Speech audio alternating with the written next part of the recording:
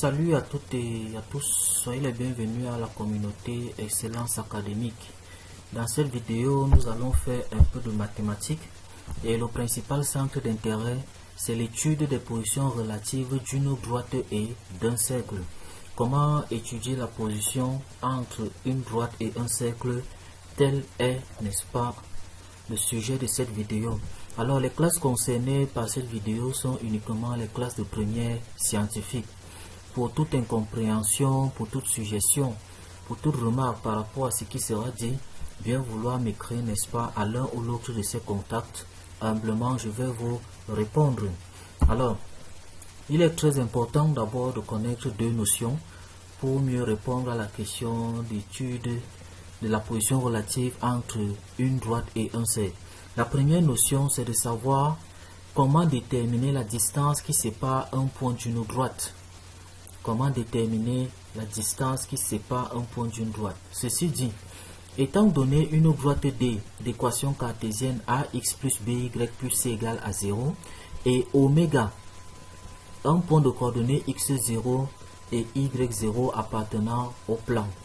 La distance petit d du point oméga à la droite grand D, qu'on note généralement tel que c'est matérialisé là, s'obtient par la formule distance d'oméga à D égale valeur absolue de AX0 plus BY0 plus C divisé par racine de A carré plus B au carré. Donc c'est ça la formule qui permet d'obtenir la distance qui sépare une droite et un point donné. Remarquons que le numérateur de cette formule-là est pris en valeur absolue, donc ce sera toujours positif. On est venu dans l'équation cartésienne de la droite D, on a remplacé X et Y par les coordonnées du point oméga. C'est ça qui nous a donné ce numérateur-là en valeur absolue. Et au dénominateur, on a juste pris la somme des carrés des coefficients de X et Y dans l'équation de la droite. Donc c'est avec cette démarche-là que l'on calculera souvent la distance qui sépare un point d'une droite. La deuxième notion à savoir ici, c'est la position relative entre une droite et un cercle de manière générale. Ceci dit, étant donné un cercle C de centre oméga et de rayon petit r et D une droite du plan cartésien, on note petit d la distance qui va du centre du cercle oméga jusqu'à la droite D. Donc petit d ici désigne la distance qui va du centre du cercle jusqu'à la droite D. Donc trois cas se présentent donc pour se prononcer sur la position relative du cercle et de la droite. Le premier cas, c'est lorsque la distance petit d est supérieure au rayon R. Donc la distance d qui va d'oméga d est supérieure au rayon du cercle. Alors on dit simplement dans ce cas que le cercle C et la droite D sont disjoints. Donc si la distance D est supérieure à R, on dit que C et D sont disjoints. Alors graphiquement ça se présente comment? Nous avons d'abord le cercle C avec son centre oméga. À côté, nous matérialisons un rayon quelconque de ce cercle et plus loin nous mentionnons, n'est-ce pas, la droite D. Nous remarquons donc ici que la distance petit d qui va du centre du cercle là jusqu'à la droite D, elle est exagérément grande par rapport au rayon du cercle. Voilà pourquoi on dit que les deux sont disjoints, c'est-à-dire qu'ils ne se rencontrent pas. Donc la distance D là est très grande par rapport au rayon, on dit qu'ils sont disjoints. La deuxième circonstance, c'est lorsque la distance D est exactement égale, n'est-ce pas, au rayon R. Dans ce cas, on dit simplement que le cercle C et la droite D sont tangents. Si la distance D est égale à R, on dit que les deux courbes sont tangentes. Alors graphiquement, nous aurons d'abord notre cercle avec son centre oméga. Nous avons un rayon quelconque R et la droite D rencontre le cercle en un seul point.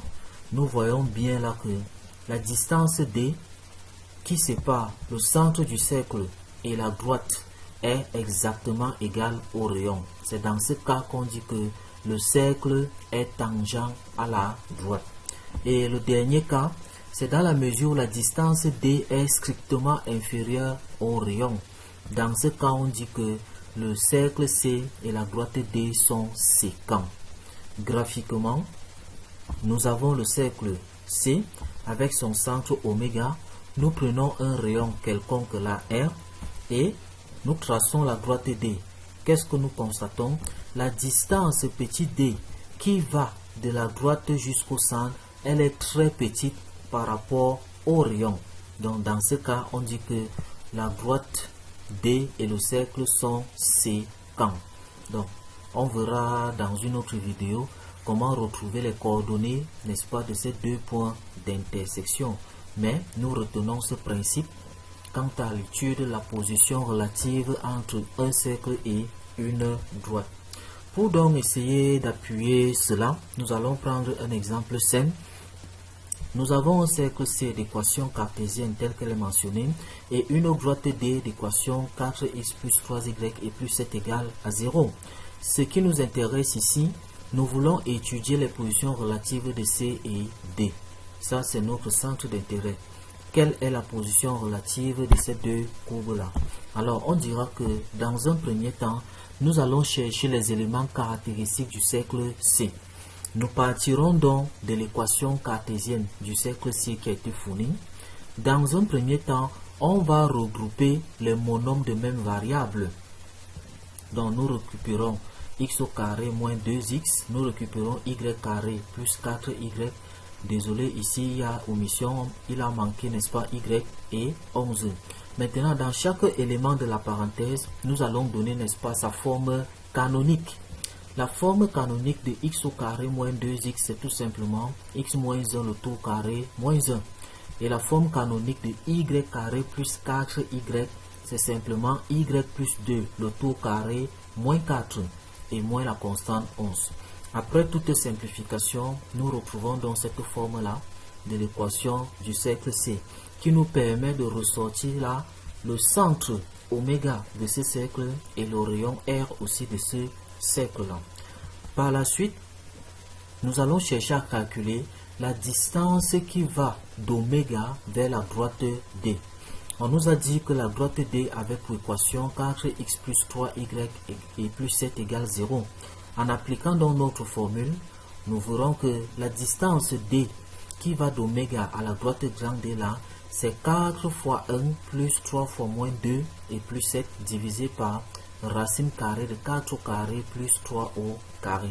Donc nous avons remplacé x et y là par les coordonnées de oméga que nous avons trouvées précédemment. Et en appliquant, nous trouvons que cela nous donne simplement 1. Donc la distance qui sépare le centre du cercle et la droite D vaut 1. Nous allons donc conclure en disant que, étant donné que la distance D qui va d'oméga jusqu'à la droite D, elle est strictement plus petite que le rayon ici vaut 4, alors que la distance vaut plutôt 1. Donc elle est très petite par rapport à R, nous concluons que le cercle C et la droite D sont bel et bien séquents. Je vous remercie donc pour votre aimable attention et à très bientôt pour d'autres vidéos.